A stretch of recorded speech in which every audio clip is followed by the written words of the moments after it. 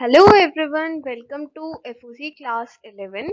This is part 5 of Java for Class 11 IT. Let us begin today's video. First of all, let us discuss what we are going to study today. We will be studying the remaining components JList and JOption pane. Also, we will be starting the next part of this chapter, Java of class 11, and this part is object oriented programming. So, we will be studying the Java programming from this part. Till now, we were studying about NetBeans IDE, and in this part we will start the second part of the chapter, Java programming, object oriented programming.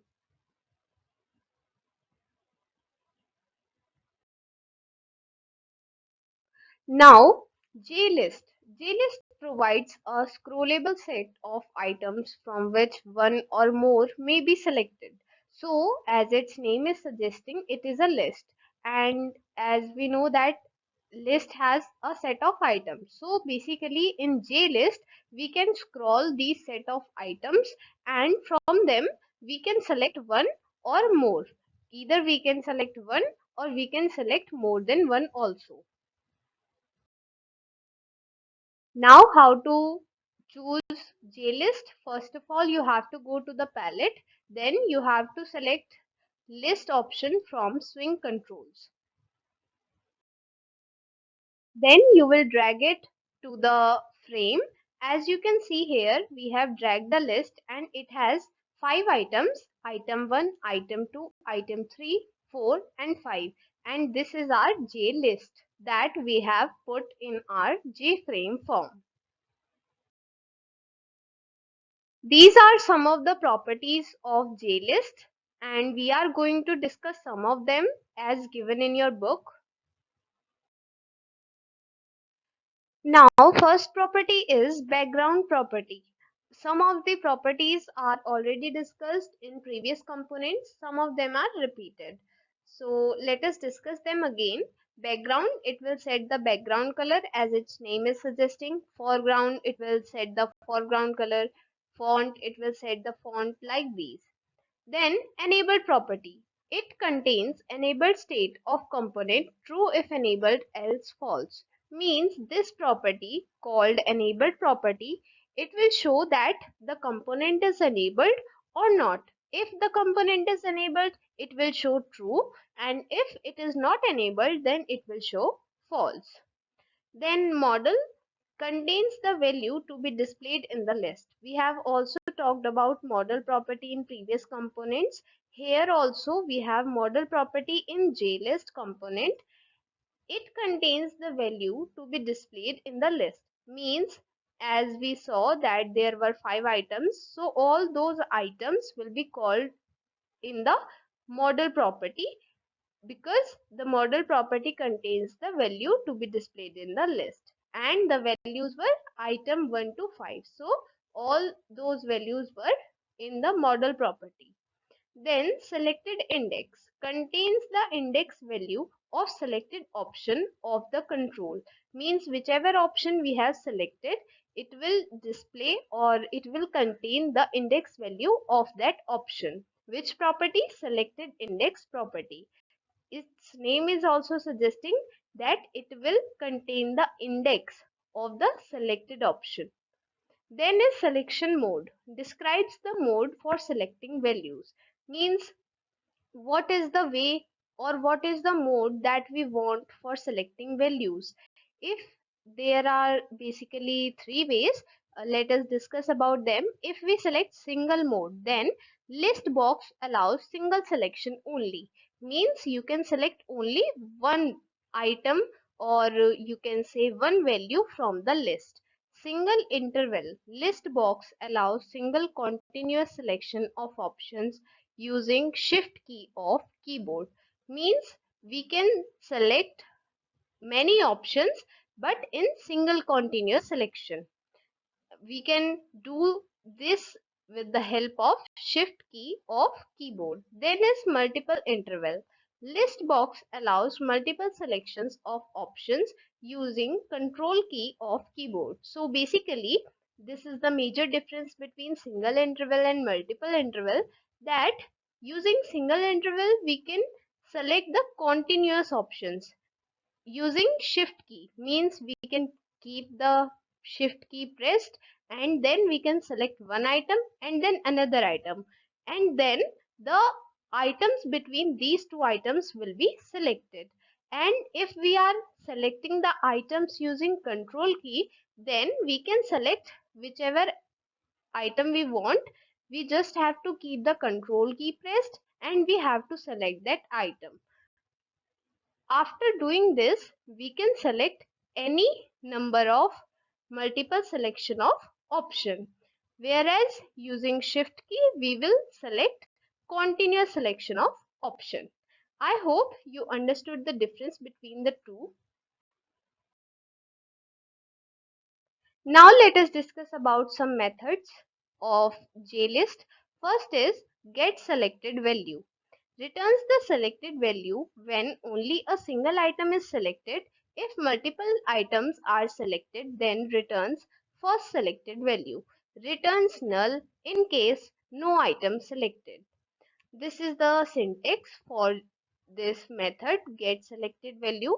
What is this method? Basically, whenever we have selected a single item, then it will return its selected value, or if we have selected multiple items, then the first value will be returned, and in case you have selected no item, then it returns null.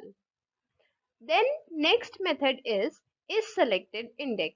Returns true if specified index is selected.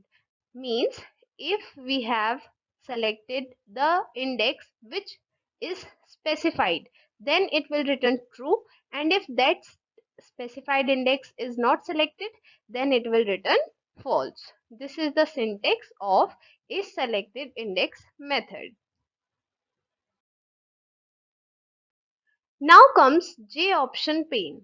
We use J option pane when we want to request information from the user, display information to the user, or a combination of both. Means we use J option pane whenever we either want information from the user or we either want to display information to the user, or combination of both of these.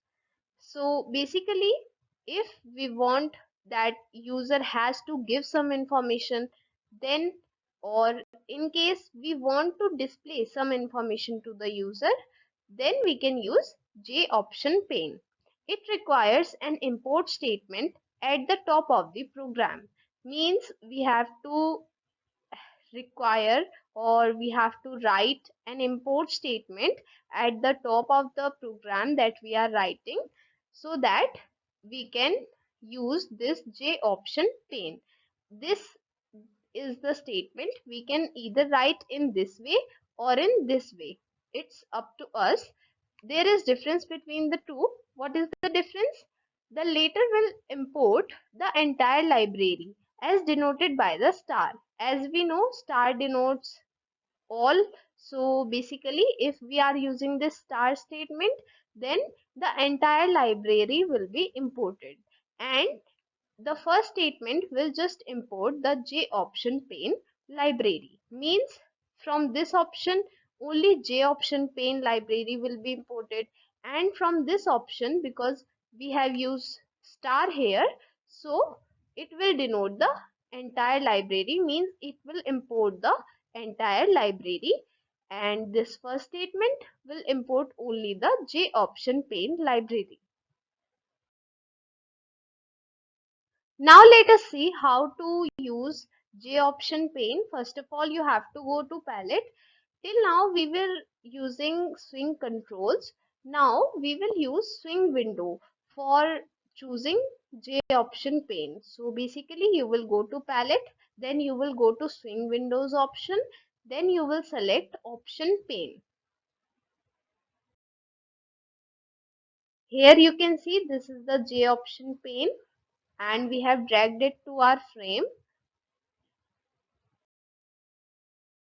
Now these are the properties of J option pane.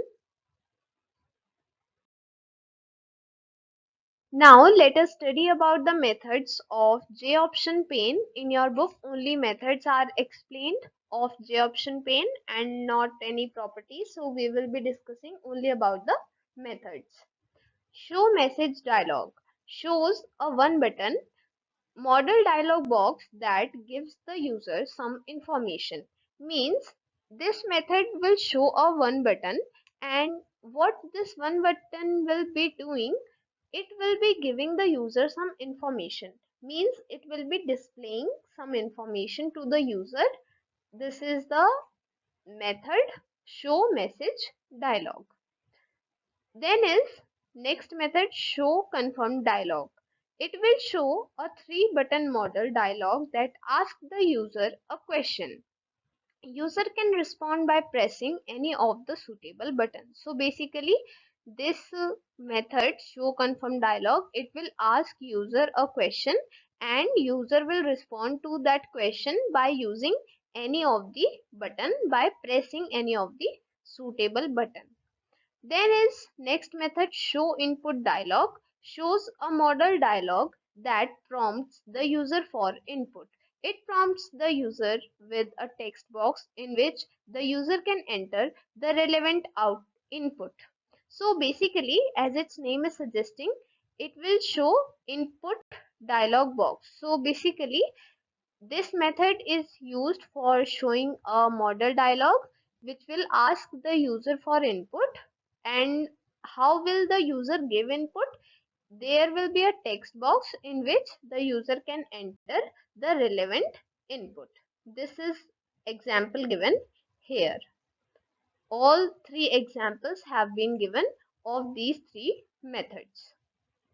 Basically you can write these in your exam if example or syntax of these method is asked, so you can write these examples in each of these methods. I have already explained it. Still, let us have a quick discussion on these examples. First example is J option pane dot show message dialog this comma Java and NetBeans.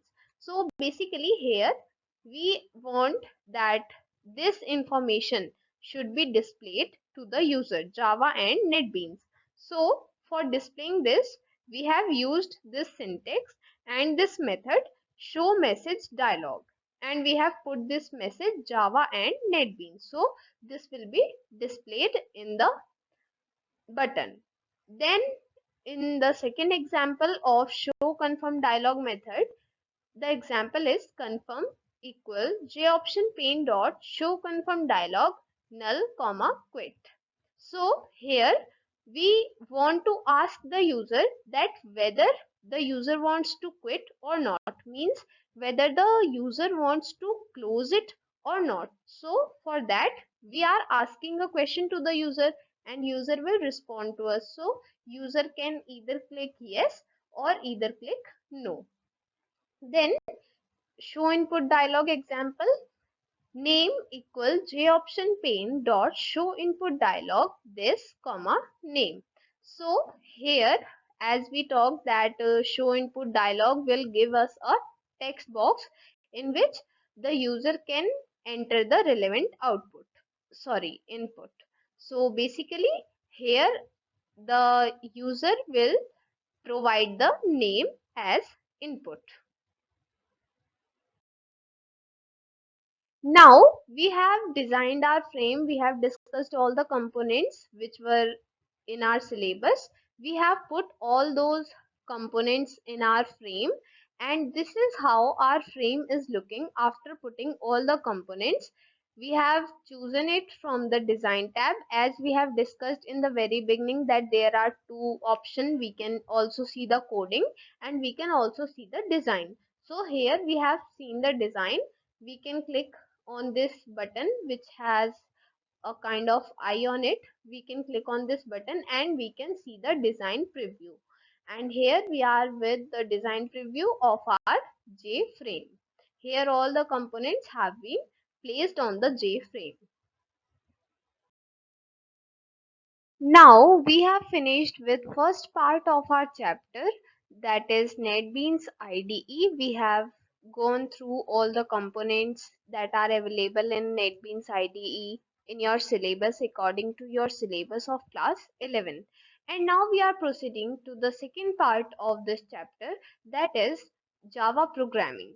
So for understanding Java programming, first of all, we need to have a basic idea about Java, that what is Java, why do we use it, in what purposes. So let us have a discussion on Java. So basically, there are various high level programming languages. You must have heard names like Java, C++, Python, Ruby, and many more languages whose name you have heard. These are high level programming languages. Basically, when we talk about machine language, then it is the language which can be understood by the computer. And when we talk about high level programming language, then this is the code or the language which can be understood by the programmers. Means programmers write it in on their language. Means it is not written in such a way that it will directly be understood by the computer, but it is written in such a code that it will be understood by the programmer, like Java. So basically, Java is a very popular high level programming language. It is a high level programming language, and we have been using it for creating various type of computer applications like database application, desktop application, web based application, mobile application, games, and many more applications we have created using Java. So we have got a basic idea of what Java is. Java is a high programming language, high level programming language, and we use it to write our programs. So now let us proceed. These are the contents that we are now going to cover in Java programming. Means in the remaining chapter we will be studying all these contents. So let us proceed with our topic, Introduction to Object Oriented Programming.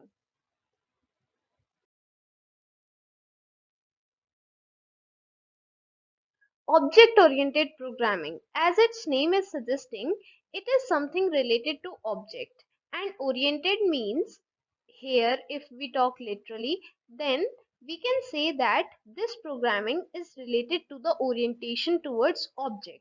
So basically, object-oriented programming will have a relation with object. How? Let us see.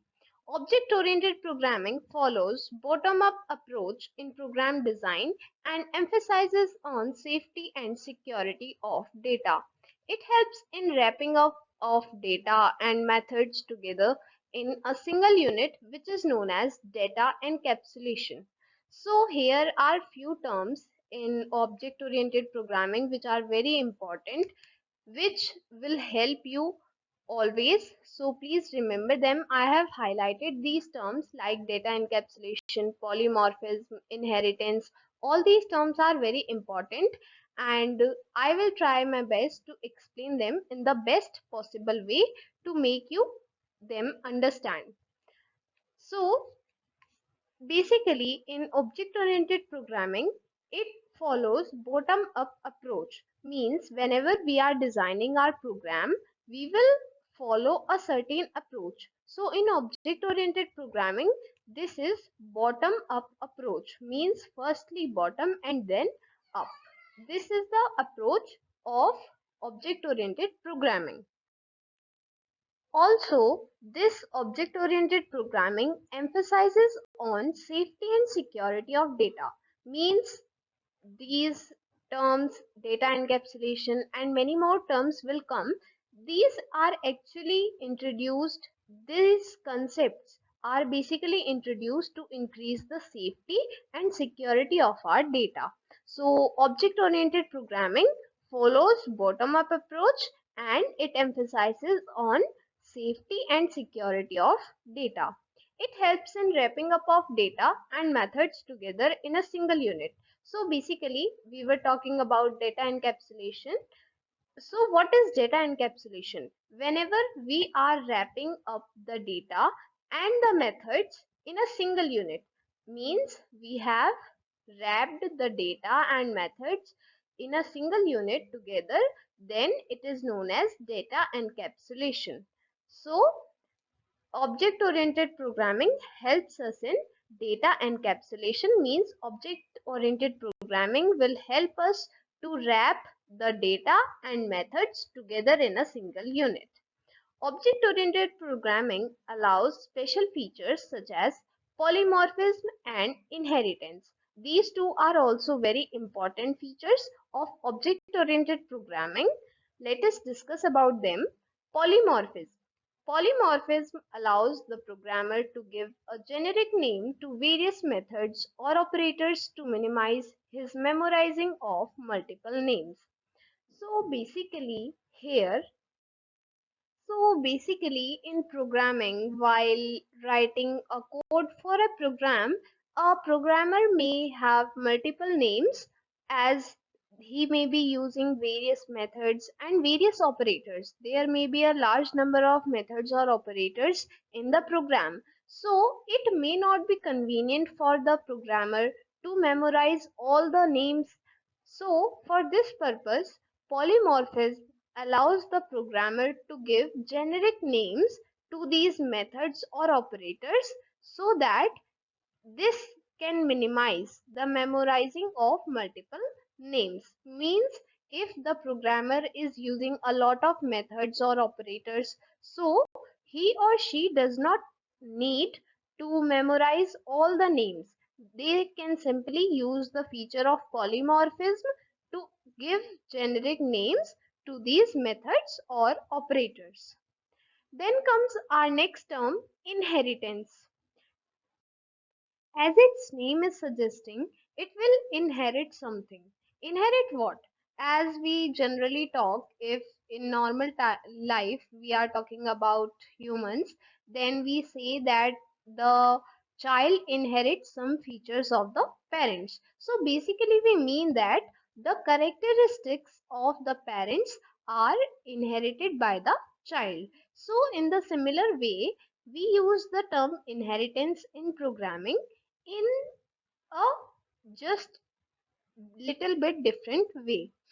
The concept is same, that the characteristics are inherited, but how? Let us see it. So basically in programming we will inherit or we will establish characteristic of an old class which is already declared, which we have already given in our program, and we will establish its characteristics in new classes and applications. It will enable the programmer to effectively utilize these characteristics. Means suppose the programmer has already created a class and there are many characteristics of that class, and now the programmer wants that whichever new class and application he or she is going to create, they should also inherit the same characteristics as that of the old class. So for this purpose, the programmer will use the feature of inheritance. I hope you clearly understood these three terms: data encapsulation, polymorphism, and inheritance. I hope all these terms are very clear to you.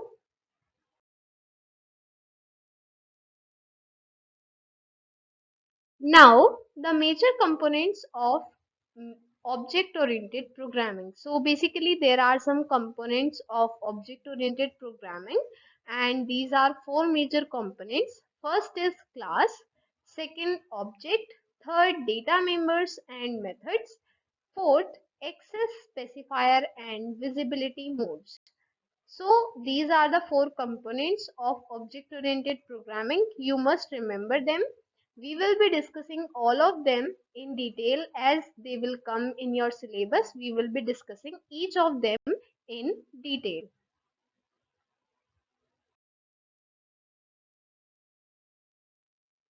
Thank you. That was all for today. I hope all these concepts are clear to you that I have taught you till now. We will be covering the further concepts in upcoming videos. We'll meet you soon in the next video. Till then, bye bye.